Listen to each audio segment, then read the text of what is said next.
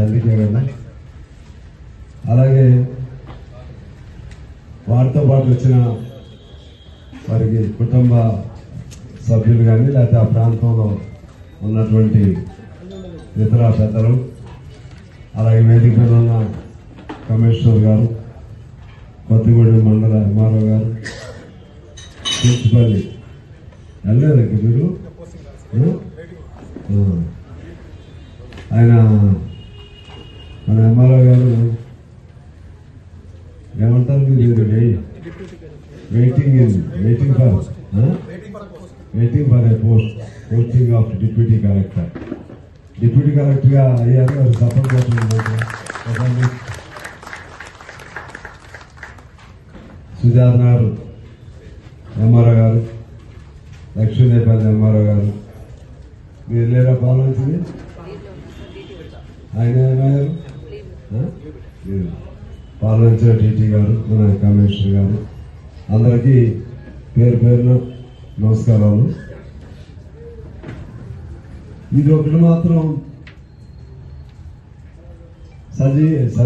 ఏమంటారు, సజావుగా జరుగుతుంది.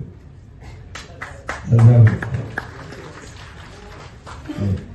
ఏది చెక్కులు కానీ, సీఎం రిలీఫ్ కానీ, కళ్యాణ లక్ష్మి, షాదీ ముబారక్, అలాగే మన వడ్డీ లేని రుణం, ఇటువంటి బాగానే జరుగుతున్నాయి. దీనివల్ల మిమ్మల్ని తరచూ కలుసుకునే అవకాశం నాకు వస్తా ఉంది. తరచూ అంటే ఏంటంటే పోయినసారి మీరు లేకపోవచ్చు. పోయినసారి వచ్చినప్పుడు వేరే చెక్కులు మన వేరే కళ్యాణ లక్ష్మి లేకపోతే షాదీ ముబారక్ లబ్ధిదారులు ఉండొచ్చు, ఇప్పుడు మీరు ఉండొచ్చు. కానీ ఏదో పెడితే నెలకు ఒకసారి అయినా జనాన్ని మిమ్మల్ని కలుసుకుంటున్నాం. విడిగా కలవాలంటే కలవలేము. మీకు కూడా కోపం వస్తూ ఉంటుంది అప్పుడప్పుడు. ఆ ఎమ్మెల్యే పోయాడు, అప్పుడు ఎలక్షన్ అప్పుడు వచ్చారు, ఓట్లు అడిగారు, మనకు కనపడట్లేదు. మీరు అడ్డం లేకుండా మీరు అడ్డం ఉంటే అంత కనపడదు అనేది అనుకుంటారు.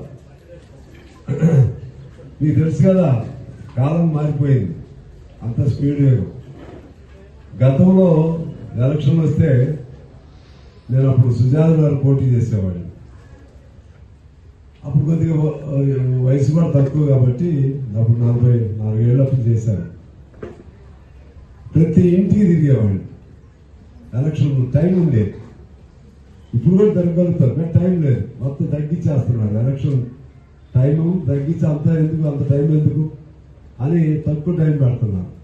తక్కువ టైం పెడితేనేమో డబ్బులు ఉండేవాళ్ళకి ఉపయోగం. వాడు తిరగకపోయినా ఎక్కువ టైం ఉంటే మాలాంటి వాళ్ళకి ఇంటికి అన్నం పెట్టి పరిచయం ఇంకా బాగా పెరిగింది. మన ఎలక్షన్లో కూడా అందరిని కలవలేకపోయాం, పర్సనల్గా వచ్చి కలవలేకపోయాం. కానీ ఏదో మీరు అందరూ అభిమానంతో గెలిపించారు. తర్వాత అయితే కలవాలి కదా. కలవాలంటే ఏమవుతుంది, ఏదో శంకుస్థాపనలో రోడ్లు వేసినప్పుడు, కాలువలు వేసినప్పుడు, అటువంటిప్పుడు కలిసే అవకాశం వస్తుంది. ఇట్లా అప్పుడేంటి కొద్దిమంది ఆ రోడ్లో ఉన్న కొద్దిమంది వస్తారు. ఇటువంటి అప్పుడేంటంటే ఎక్కువ మందిని ఇళ్లలో ఉన్న సోదరి మనులు కూడా కలుసుకునేటువంటి అవకాశం దీనివల్ల వస్తుంది. అందువల్ల రోజు మిమ్మల్ని కలవలేదు అనుకోవద్దు. పెళ్ళి సహజంగా మనం కూడా చుట్టాలింటికి రోజు వెళ్ళాం కదా, వెళ్తామా? మన పెట్టింటికని పోతామా? ఎప్పుడైనా సందర్భం వచ్చినప్పుడే కదా. అది గుర్తుపెట్టుకోమని కోరుతూ, నేను ఖాళీ అయితే ఉండను. రోజు 3-4 గంటలు కూడా నిద్రపోను. సమయం భోజనం 5ంటికి, సాయంత్రం 4ంటికి ఒకసారి తినను. ఉదయం పూట టిఫిన్ చేసి బయటికి రావాలంటే 10:30-11 అవుతుంది. అంత ఒత్తిడిలో ఉంటున్నా. ఇక్కడ మన ఎమ్మెల్యే ఇదే కాకుండా రాష్ట్రంలో కూడా ఇంక చాలా పనులు ఉన్నాయి. పేదవాళ్ళందరూ ఏ నియోజకవర్గమైనా, ఏ జిల్లా వాళ్ళైనా వాళ్ళ ఏదైనా ఇబ్బందులు ఉన్నప్పుడు మన అంగన్వాడీ అని, అవుట్ సోర్సింగ్ అని, లేకపోతే జీతాలు తక్కువ, పంచాయతీ వర్కర్లు, మున్సిపల్ వర్కర్లు, మధ్యాహ్నం భోజనం, ఇలా ప్రతి ఒక్కళ్ళు కూడా వాళ్ళ బాధలు ఏమైనా ఉన్నా, ఆఖరికి మా ఎంఆర్ఓస్, ఆర్డీఓలు, వాళ్ళ కష్టాలు కూడా నాకే చెప్తున్నాం అసెంబ్లీలో. అంటే అందరి తరపున మనం మాట్లాడటం వలన మీరు అబ్జర్వ్ చేస్తున్నారో లేదో నాకు తెలియదు. అబ్జర్వ్ చేస్తే ఏమనిపిస్తుంది, మీకు కూడా సంతోషం అనిపిస్తుంది. ఓటు వేసిన వాళ్ళకైనా ఓటు వేయని వాళ్ళకైనా సరే ఏమనిపిస్తుంది అంటే, అదిగో ఎవరైనా మీ చుట్టాలు ఉన్నారు, ఈయన మా ఎమ్మెల్యే అని టీవీలో ఎప్పుడైనా చూస్తే చెప్తారు కదా మా కొత్తగూడెం ఎమ్మెల్యే. అట్లా కొత్తగూడెం పేరు అందరికీ రాష్ట్రంలో పరిచయం అయ్యేట్లు చేశారు కొత్తగూడెం అనేది. అంతకుముందు నా మీద గెలిచిన వాళ్ళు కూడా ఉండేవాడు. అంతకుముందు సుజాత నగర్ పోటీ చేసినప్పుడు ఎమ్మెల్యేగా నేను 2 సార్లు ఓడిపోయాను. గెలిచిన వాళ్ళు ఉండేవాడు. ఎప్పుడన్నా అంత ఇద్దరం పోటీ పడ్డా వాళ్ళు ఎప్పుడన్నా టీవీలో అక్కడ వెనకుండేవాడు. వాళ్ళు వెనకున్నాయి మా ఎమ్మెల్యే అని చెప్పేవాడు. ఇప్పుడు వెనకుండే పని లేదు, అందరికంటే ముందే ఉంటున్నాం. అంటే ఎందుకు చెప్తున్నానంటే, మీరు ఓటు వేసి గెలిపించే ఎమ్మెల్యే అనేవాడు ప్రజలకి ప్రజా సమస్యల పట్ల స్పందించాలి. ప్రజా సమస్యల్ని అసెంబ్లీలో మీ అందరి తరపున మాట్లాడాలి. శాసనసభ సభ్యులు అంటే ఏంటంటే శాసనాలు చేసే సభ అది. అందులో ఏ గవర్నమెంట్లో ఏ మంచి జరిగినా సరే అక్కడ చట్టసభ అని కూడా అంటారు. అక్కడ చర్చిస్తారు, అక్కడ మాట్లాడాలి మనం.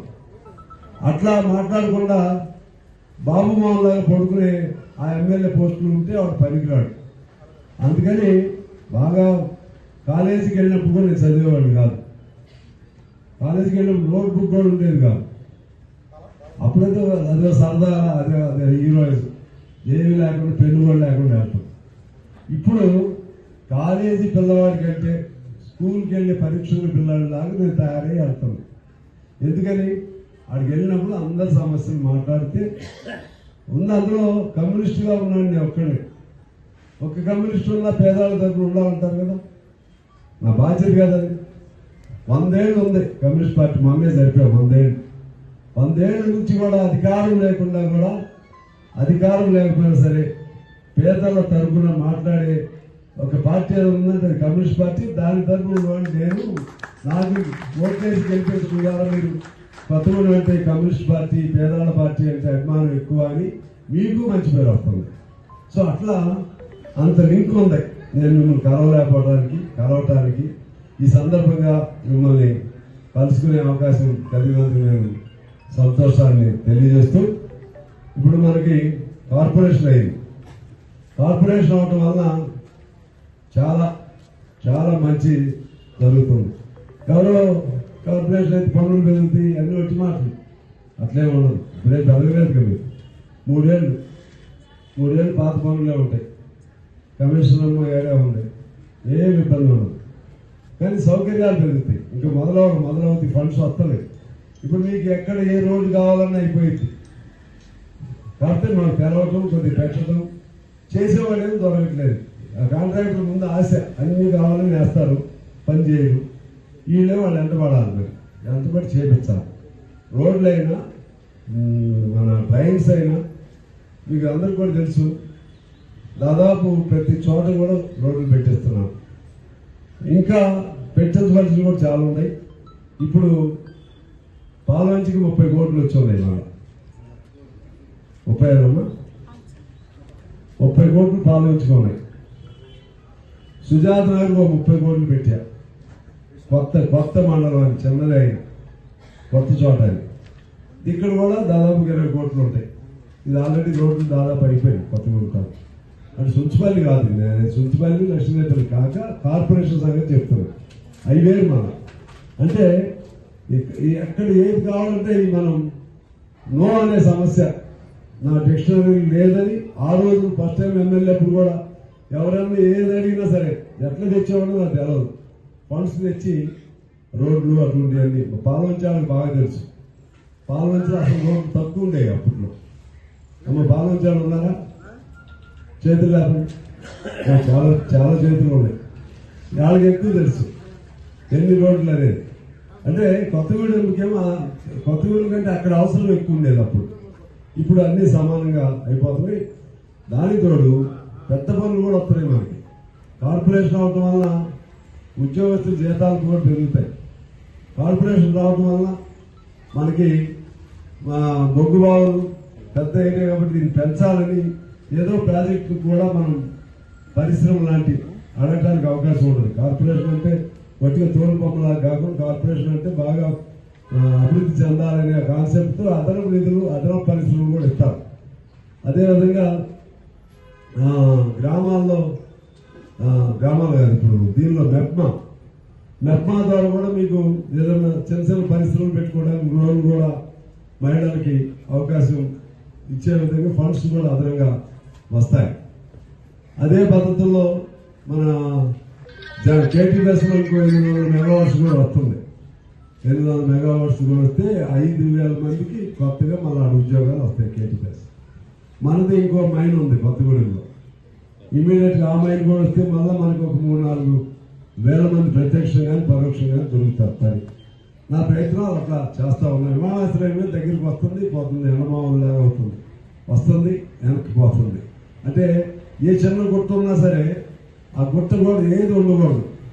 మనం 10 ఎకరాల స్థలం చూపెడితే దిగటానికి కానీ లేవటానికి కానీ అది ఎటు దిగినా కూడా దాన్ని విండ్ రోజెస్ అంటారు. అది గులాబీ లాగా ఇట్లా గాలి తిరుగుతూ ఉంటుంది అనమాట. ఆ విండ్ రోజెస్ ఉండొద్దు, తిరిగేది ఉండొద్దు. తిరిగితే ఏ చిన్న వచ్చిన ప్రమాదం జరిగిందని దొరకట్లేదు మనకి. అన్ని చిన్న చిన్న గుట్టలు ఉంటాయి మన ప్రాంతం అంతా. సో అట్లా మనకి సంబంధించి అదొకటి కూడా వచ్చేస్తే మనకి పెద్ద రింగ్ రోడ్డు అయిపోతుంది. బైపాస్ ఉంది కదా, అది కూడా శాంక్షన్ అయింది, ఇంక మొదలవలేదు.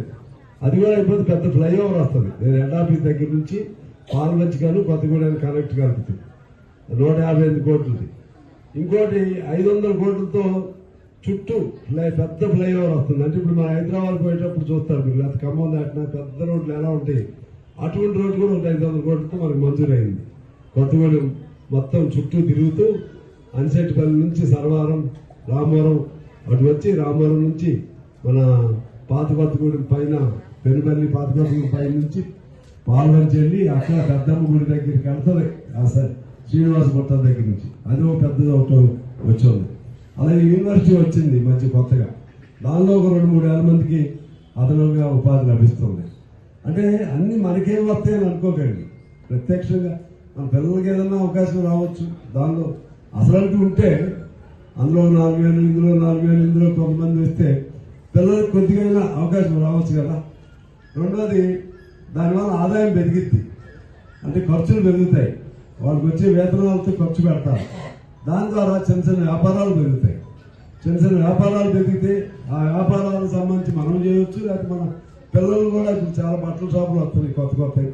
దానిలో ఒక్కో బట్టల షాపులో 600-1000 మంది ఉంటున్నారు. 600 నుంచి 1000 మంది ఉంటున్నారు ఒక్కో పెద్ద.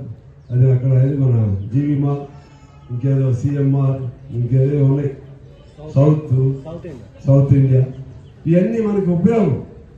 ఒక్కసారి జీవితాలు బాగుపడేంత అయితే రావు, కానీ రావంటే ఈ ప్రభుత్వాలు ఏ ప్రభుత్వం ఉన్నా అంతే. ఒక కమ్యూనిస్ట్ ప్రభుత్వాలు ఉంటే తప్పితే మిగిలిన ఏ ప్రభుత్వాలు ఉన్నా మనం కోరుకున్నట్టు రాదు. కానీ ఉన్నదానిలో ఎంతో కొంత మీకు రావాలి, ఎంతో కొంత ఏంటంటే పని దొరకాలి, దానికోసం పోట్లాట చేయాలి. అట్లా అభివృద్ధికి సంబంధించి కూడా శక్తి వంచన లేకుండా నేను కృషి చేస్తున్నాను. మన హాస్పిటల్స్ తెలుసు మీకు, డయాలసిస్కి కిడ్నీ పేషెంట్ ఉంటే డయాలసిస్ ఉంటే టైం రోజులు తప్పడే అవకాశం లేక ప్రైవేట్గా ఖమ్మంలో చేయించుకొచ్చుకునేవాడు, లేకపోతే భద్రాచలం. ఒక్కసారి 15 డయాలసిస్ శాంక్షన్ చేయించా. 15 పాల్మంచుకో 10, ఇక్కడ ఒక 5, మొత్తం 20 ఉన్నాయి. ఇంకొక 5 అవి కూడా ప్రయత్నం చేస్తున్నాను. మొత్తం 20 డయాలసిస్. అంటే వీళ్ళు ఎప్పుడు కూడా వెయిటింగ్ లేదు, వెయిటింగ్ లిస్ట్ అనేది ఉంటుంది ఒకటి, అది లేదు, బాధ లేదు ఇప్పుడు.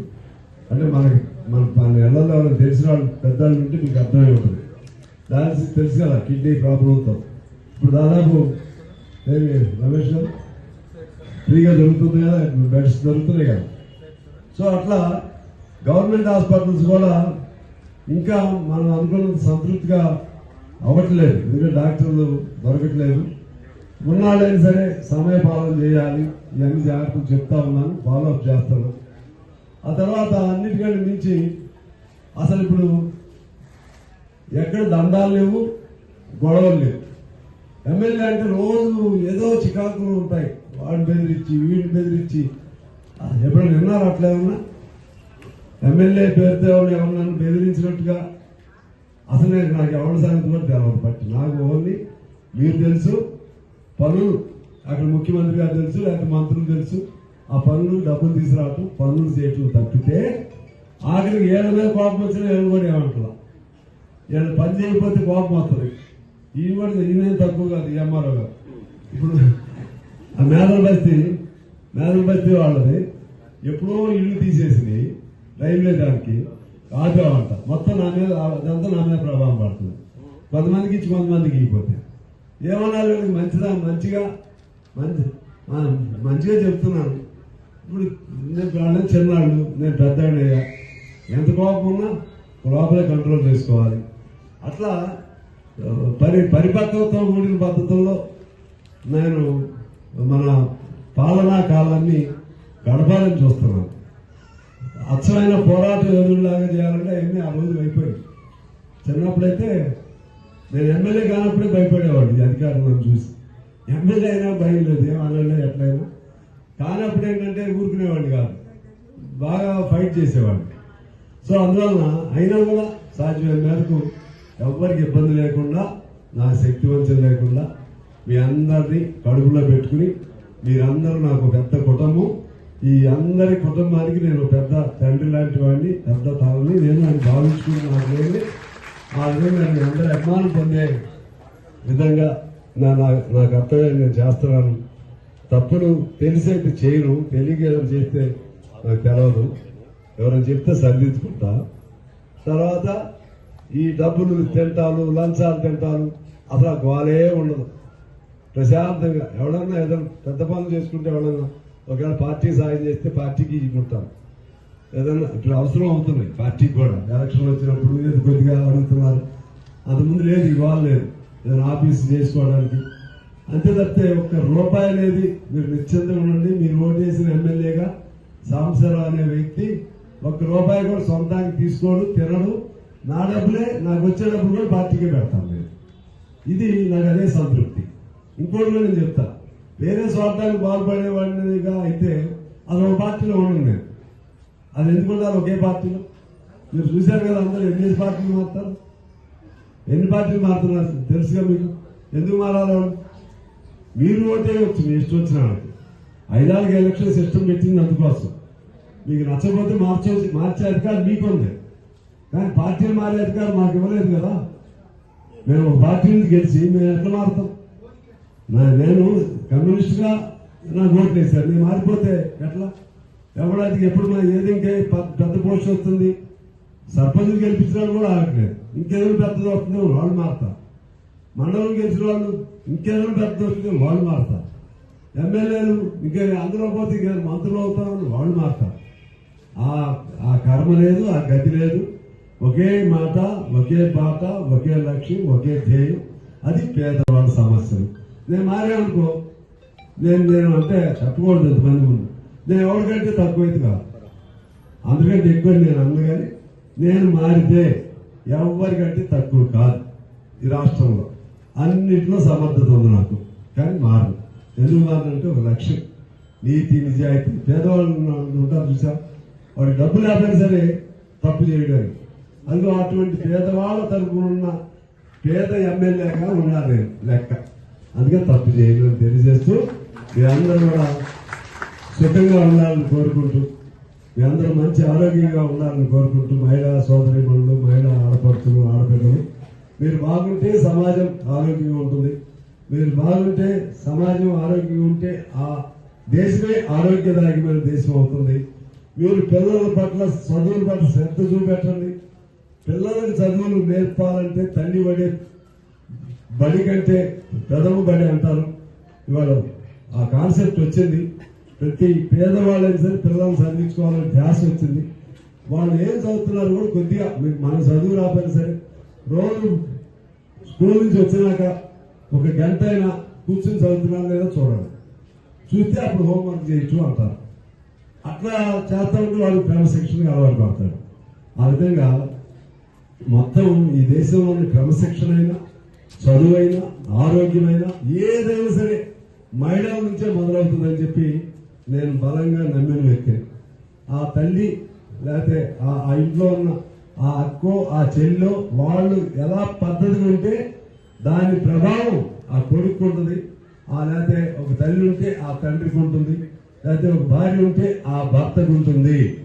ఆడవాళ్ళు ఎక్కడ బాగుంటే వాళ్ళల్లా ఆ ఇంట్లో ఆ ఇల్లు ఆ క్రమశిక్షణకు నిలయంగా ఉంటుంది అనేది నాకు తెలిసిన సత్యం.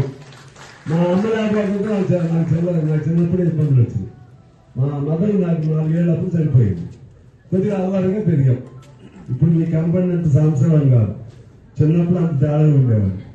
ఎందుకంటే ఏంటి తేడా? తండ్రి ఉన్నా చాలడు, తల్లి ఉంటేనే పిల్లలకి జాగ్రత్తగా చూసుకుంటారు. అందుకని మీరు బాగా ఉండాలని కోరుకుంటూ మీ అందరికీ శుభాకాంక్షలు తెలియజేస్తూ మిమ్మల్ని కలుసుకునే అవకాశం కలిగినందుకు కల్పించిన మా అధికారులందరూ కూడా ధన్యవాదాలు తెలియజేస్తూ నమస్కారాలతో సెలవు.